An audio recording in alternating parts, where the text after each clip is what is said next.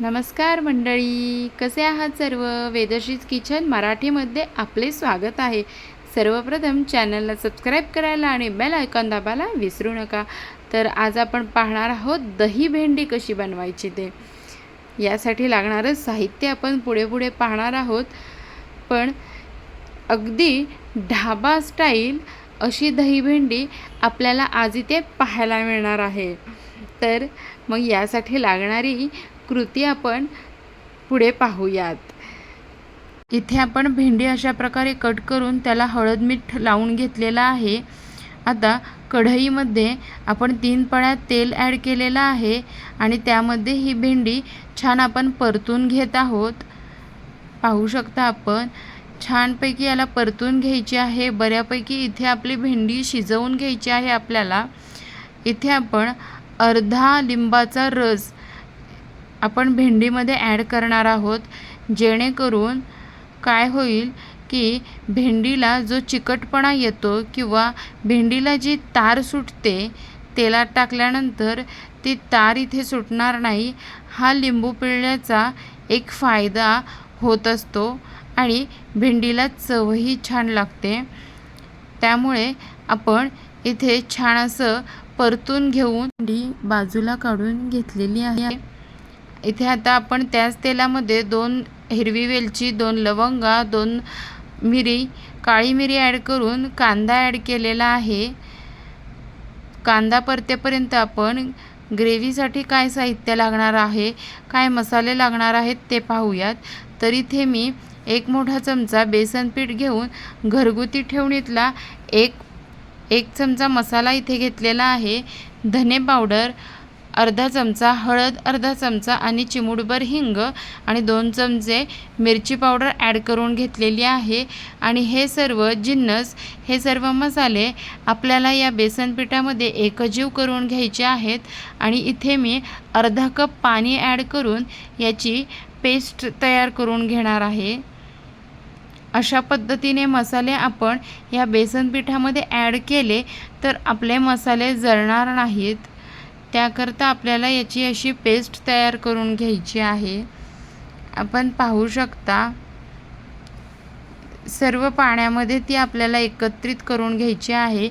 इथे आपला कांदा लालसर भाजून तयार झालेला आहे. आता गुलाबीसर तो झालेला आहे. आता यामध्ये आपण 1 चमचा अद्रक लसूणची पेस्ट ॲड केलेली आहे आणि तो छान परतून आपण इथे हा मसाला देखील ॲड करत आहोत. ही पेस्ट ॲड करत आहोत. आपल्याला या डिशला जो राहिलेला मसाला आहे तो सुद्धा पाणी टाकून कव्हर करून घ्यायचा आहे. आता हे छान मिश्रण मी परतून घेत आहे. याला तेल सुटेपर्यंत छान असं आपल्याला परतून घ्यायचं आहे. पाहू शकता अशा पद्धतीने इथे आपला मसाला छानपैकी परतून तयार झालेला आहे. आता यामध्ये आपण जे बेसन पिठाची पेस्ट तयार केली होती, बेसन पीठ आणि मसाल्यांची, त्याचं पाणी आपण ॲड केलेलं आहे. आता इथे आपण आपल्या भेंडीचं नावच मुळात दही भेंडी आहे, तर इथे आपण 2 चमचे दही ॲड केलेलं आहे. हे छान लो फ्लेमवरती आपल्याला टाकून घ्यायचं आहे आणि मगच हे परतून घ्यायचं आहे. याच्यातलं तूप रिलीज होईपर्यंत आपल्याला हे छान परतून घ्यायचं आहे. इथे पाहू शकता इथे आपल्याला फास्ट गॅस ठेवायचा नाही, लो फ्लेमच ठेवायची आहे. हे छान परतून झाल्यानंतर इथे आपण चवीपुरतं मीठ ॲड केलेलं आहे.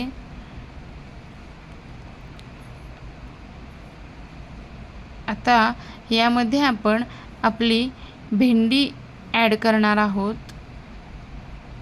ही भेंडी ॲड करून गरजेप्रमाणे गरम पाणी इथे आपण ॲड केलेलं आहे.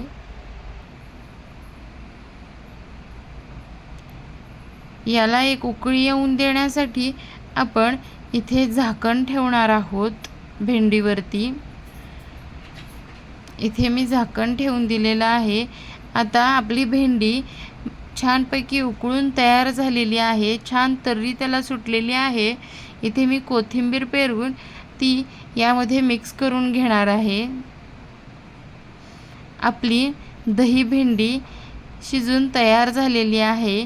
ती आता मी सर्विंग बाउलमध्ये बाजूला काढून घेत आहे. पाहू शकता खूप छान अशी रेसिपी, अगदी ढाबा स्टाईल दही भेंडी आपली तयार आहे. घरच्या घरी बनवून ही तयार आहे. आपण ही रेसिपी नक्की ट्राय करू शकता. आपल्याला जर ही दही भेंडी, आपण मागे मसाला भेंडी पाहिली होती, आज आपण दही भेंडी कशी बनवायची हे पाहत आहोत.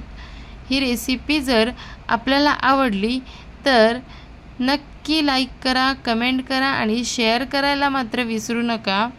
अशाच नवनवीन रेसिपी आणि चमचमीत रेसिपी आपल्याला हव्या असतील तर वेदश्रीज किचन मराठीला सबस्क्राईब करायला विसरू नका. आपल्या सबस्क्राईबने एक छान अशी उमेद मिळेल, जेणेकरून वेगवेगळ्या रेसिपीज ट्राय करायला प्रोत्साहन मिळेल. तर नक्की लाईक करा, कमेंट करा आणि शेअर करायला मात्र विसरू नका. धन्यवाद.